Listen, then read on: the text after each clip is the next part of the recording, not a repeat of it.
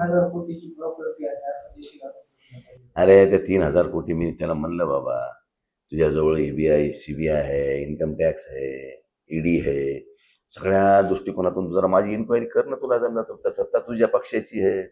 तू तर त्या भारतीय जनता पार्टीचा जिल्हा अध्यक्ष आहे, पण टिमकी तर बोर्डी कशी जायची तू 12 महिने. म्हणजे तू बोर्डीकरचा जिल्हा अध्यक्ष आहेस का भारतीय जनता पार्टीचा, आधी हे स्पष्ट कर ना. त्यामुळे तू ज्याच्यासोबत राहतो, ज्याची तू टिमकी वाजवतो, त्याच्या किती खाली अंधारे हे बघितलं का तू. भारतीय जनता पार्टीचे संलग्न संघटनेचे जिल्हा अध्यक्ष, माजी जिल्हा अध्यक्ष आदरणीय कैलासवासी बंकटलालजी मुंदडा ह्यांच्या जागेवर भारतीय जनता पार्टीचं सध्याचं कार्यालय आहे. ती जागा त्यांची. त्याचं PR कार्ड खोटे बनवले. कोर्टात गेल्यानंतर कोर्टानं ते PR कार्ड रद्द केले. पण ते PR कार्ड रद्द केल्यावर सुद्धा त्या तिथली जागा कमी करण्यात आलेली नाही. तो अधिकारी ज्यांनी PR कार्ड यांना डुप्लिकेट बनवून दिलं होतं, तो अधिकारी निलंबित झालाय. अशा लोकांची जागा तुम्ही स्वतःच्या नावानं राज्यमंत्र्यांनी करून घेतली आहे.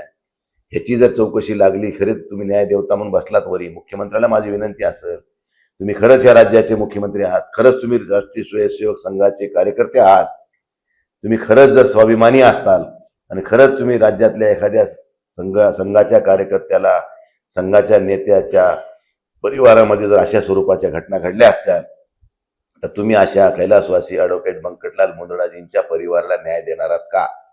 खरं असेल तर न्याय द्या, खोटं असेल तर माझं काय म्हणणं नाही तुम्हाला.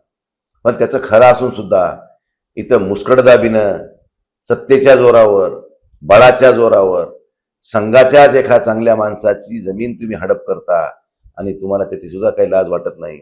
आणि इथं तुम्ही पुन्हा दुसऱ्याच्या टिमक्या वाजविता. अरे तुम्ही टिमकी कोणाची वाजवायले? भाजपची वाजवायले का बोर्डीकरची वाजवायले? तुम्ही बोर्डीकरचे जिल्हा अध्यक्ष आहेत का भाजपचे जिल्हा अध्यक्ष आहेत, हे अगोदर स्पष्ट करा आणि मग आपण त्याच्यावर बोलू. तर महापौर पदासाठी आरक्षण सुटणार आहे आता सत्ता तुमची आहे. किती इच्छुक आहेत महापौर पदासाठी आपल्याकडे? आणखीन काय आता शेवटी बघा, इच्छुक 100 पैकी 100 जरी असले तरी शेवटी एक महापौर होणार आहे. आणि आरक्षण सुटल्यानंतर कोणत्या प्रवर्गाला सुटते त्यानंतर त्याची भूमिका ठरेल आणि त्या पद्धतीने त्याला आरक्षण मध्ये सगळ्याला विश्वासात घेऊन, पक्षाला विश्वासात घेऊन पक्ष जे आदेश देईल त्याप्रमाणे ह्या ठिकाणचा महापौर होईल. त्यामुळे काय अडचण असेल कारण भाजपकडून काही नगरसेवक गळाला लावण्यासाठी काही फोनाफोनी सुरू आहे. आपले सगळे 37ला 37 जे उमेदवार आलेले होते आहेत का सुरक्षित?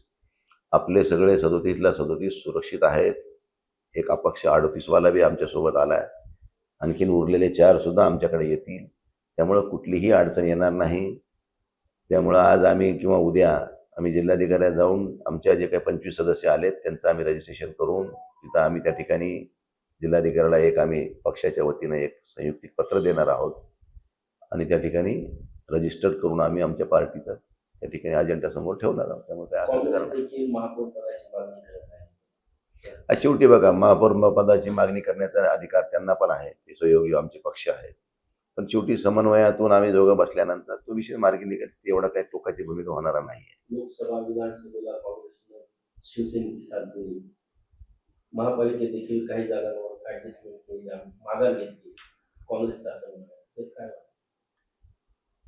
भारतीय जनता आपलं काँग्रेस आणि शिवसेना उद्धव बाळासाहेब ठाकरे पक्षाच्या वतीनं आम्ही संयुक्त ह्या ठिकाणी लढलो आणि संयुक्तच महापौर होईल, संयुक्तच उपमहापौर होईल. बाकी सगळ्या महापालिकेतल्या ज्या काही स्टँडिंग कमिट्या असतील, इतर कमिट्या असतील, त्या सगळ्या संयुक्त होतील. भारतीय जनता पार्टीचा क्लेम बघा, शेवटी कोणत्याही पक्षाला आपल्या पक्षाला एखादं जबाबदारीचं पद मिळावं अशी अपेक्षा असते, त्या गैर नाही. परंतु जिथं मोठा भाऊ कोण, छोटा भाऊ कोण हे बघितल्यानंतर निश्चितच शिवसेनेच्या 25 जागा आहेत आणि त्यांच्या आहेत 12 जागा. त्यामुळे त्यांनाही हे माहिती आहे, पण आता थोडी क्लेम करावं लागते, ते भाग वेगळा. राज्यात भाजपला यश आलं पण परभणीत आलं नाही, काय कारण वाटतं? राज्यात भाजपला यश आलं पण परभणीत आलं नाही, त्याचं कारण तुम्हालाही माहिती आहे, आम्हालाही माहिती आहे. कारण ह्या ठिकाणी भारतीय जनता पार्टीच्या पालकमंत्री ज्या प्रभागात राहत्यात त्या प्रभागातले ते उमेदवार निवडून आणू शकल्या नाहीत. त्यामुळे भारतीय जनता पार्टीची इथे काय परिस्थिती आहे ते त्यांनी जाणून घ्यावी. म्हणून मला असं वाटतंय की ह्या ठिकाणी स्वतःच्या वार्डातले प्रभागातले माणसं निवडून आणू शकल्या नाहीत, ह्याची नैतिक जबाबदारी स्वीकारून भारतीय जनता पार्टीच्या पालकमंत्र्यांनी आपल्या नैतिकतेचा थोडा जरी आपल्याला सन्मान असेल तर राजीनामा देऊन आपण मोकळं व्हावं.